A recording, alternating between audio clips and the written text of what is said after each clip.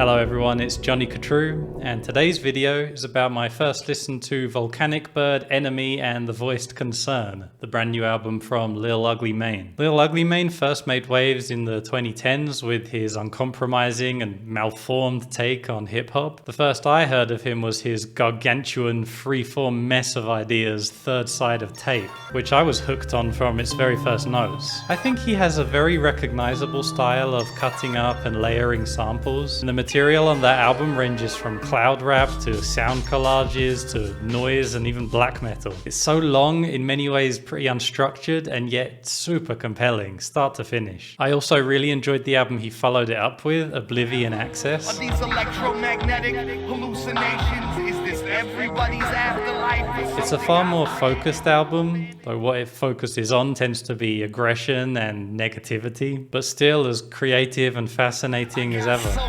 Rainiest days, they made me this way. Should've left the street, but it paid me to stay. I was pretty disappointed when at this point he announced he was retiring the Lil Ugly Mane name, just as I'd become a fan. I always meant to go back and listen to some of his older stuff, especially the much loved Mista Thug Isolation. I never got around to that one, but I did get into Uneven Compromise, which was an EP he put out in 2012. And what an incredible dark journey that one takes you on. And then I very much enjoyed the album he put out in 2017 under the name Bedwetter. It definitely felt to me like a continuation of the Lil Ugly Mane stuff, with more of a focus on the woozy ambient side of things. As far as I know though, that was the last album he's put out up till now. And the genres I saw this new album listed under definitely got me excited, because it seems not only is Lil Ugly Mane back, he's coming back with a whole different style. Something extremely different, not even hip-hop. So do me a favor and click the like button on this video, and let's get into the album. The album begins with a somewhat foreboding sample repeatedly asking, "Who are you?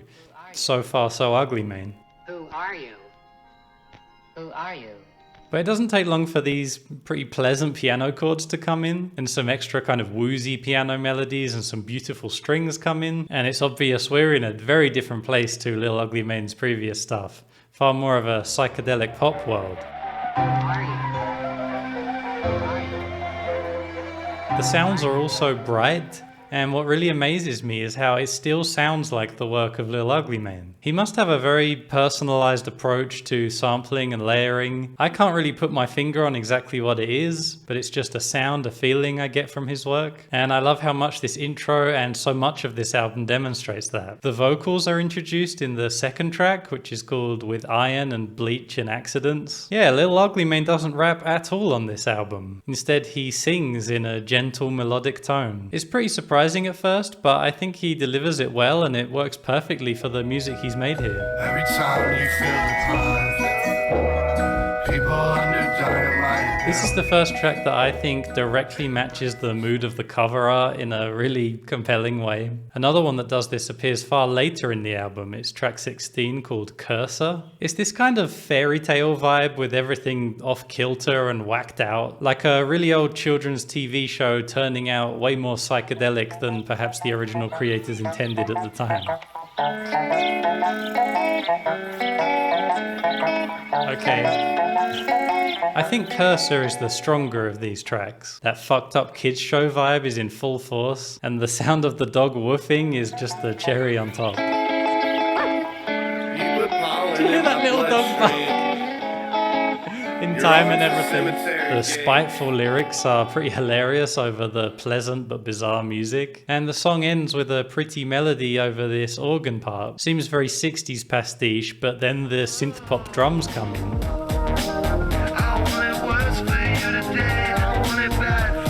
Another take on this playful sound shows up in Broken Ladder, but this one really switches things up with a much faster tempo that feels like something out of a 80s minimal synth album. That bass synth is abusive. Even as that really intense bass comes in, Lil Ugly Mane is still singing tenderly over it. You know, despite this fucked up fairy tale sound being best representative of the album cover, the much more prominent aesthetic of this album is in fact a kind of 90s worship. Several of the songs here are based on hip-hop beats, with psychedelic sort of indie influenced melodies on top. The kind of music that in the 90s was nostalgic for the 60s. So this ends up feeling to me like a sort of post-nostalgia, and I think that's something that applies to most of this album, in fact. To me, this style with the hip-hop beats with the psychedelic melodies on top, it seems very influenced by what Beck was doing in the early 90s. You know, his early albums Mellow Gold and Odelay. I think this first shows up in the third track of the album, Benadryl Submarine, which also has a really nice hook.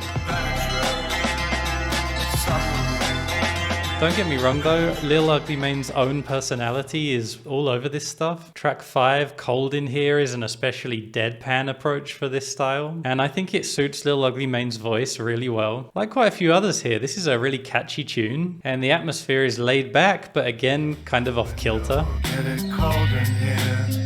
I want it cold in here. But I think my favorite song in this Lil Ugly Beck style is probably Into a Life, which is a beautiful track with a really strong melody.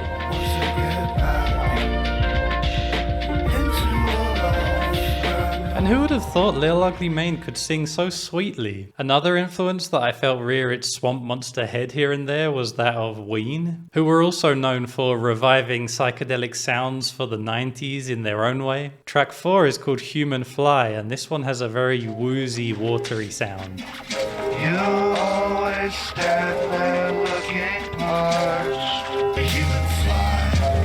I'm a human fly.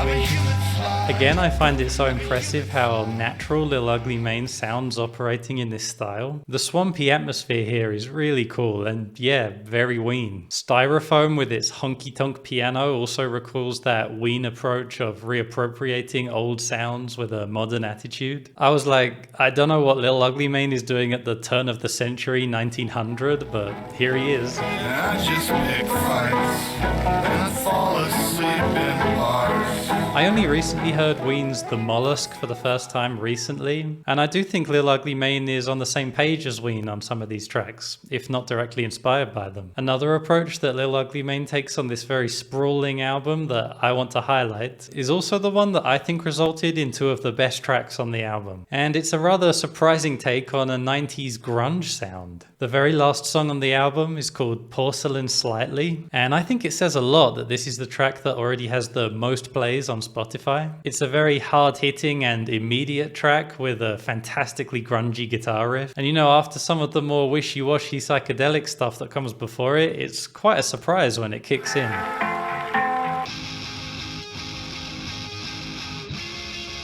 It sounds straight out of the 90s, but I think what makes this track sound so special to me is the way that it so perfectly balances the grit of the guitar with the dreaminess of the vocals and synth and the upbeat rhythm.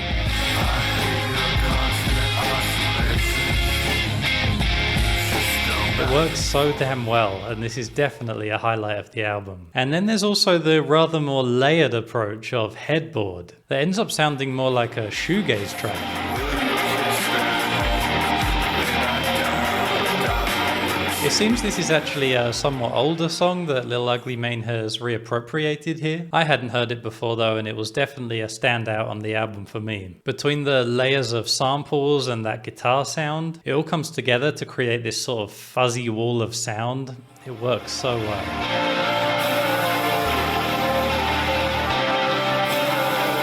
There are other tracks on this mammoth collection that I think stand out more just on their own, such as the bizarrely dancey instrumental Swell. It begins with some layered samples that, you know, feel so Lil Ugly Mane. At the start, it seems like it could be going somewhere dark, like Lil Ugly Mane could start rapping in his menacing style any moment, but instead we get this dancey techno beat. It works well enough as a dancey but unusual instrumental, although I think some vocals perhaps could have taken it to another level. Then there's VPN, which is a catchy and quite hard-hitting yet psychedelic tune that I enjoyed quite a bit. Love that lead synthesizer there. Almost a Boards of Canada kind of vibe. And then there's Bold Futile Flavor, a title that sounds like it's straight off MF Doom's Food album. And funnily enough, it starts with a beat that wouldn't sound too out of place on that album. Of course, once Lil Ugly Mane's vocals come in, it puts everything in a different light. And by the end, with its collage of samples, it kind of ends up sounding more like Frontier Psychiatrist by the Avalanches. So although there are certain sounds and styles that pop up throughout this album, giving it some kind of overall cohesion, the effect of having these different approaches pop up in often only 2 or 3 minute bursts at a time can be kind of overwhelming, especially on first listen. It makes it kind of difficult to have an overall picture of the album in your head afterwards. But by the end, I definitely felt it was a journey worth going on. You know, kind of disorientating, but satisfying nonetheless.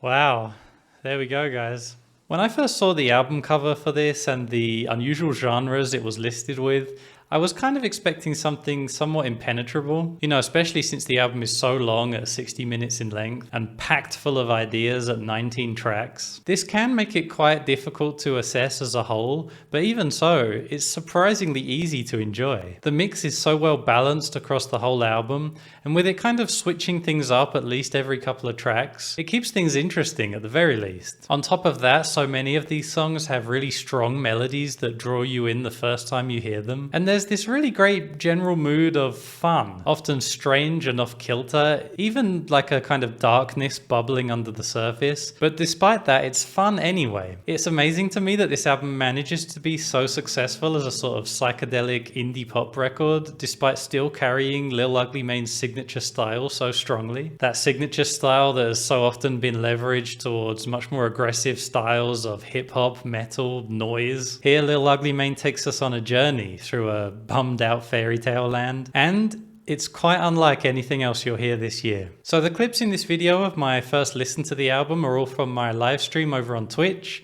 Follow me over there if you'd like to join us for more listening parties at twitch.tv/JohnnyKaTrue. You can also join us on the Johnny Katrue Discord to keep talking about this album and all other music. You can find the links in the description. If you've enjoyed this video, please consider supporting me with the link in the description to buy me a coffee. It really helps me to be able to keep my channel going, keep making these videos, so I really appreciate it. And thank you very much for watching. Until next time, take it easy.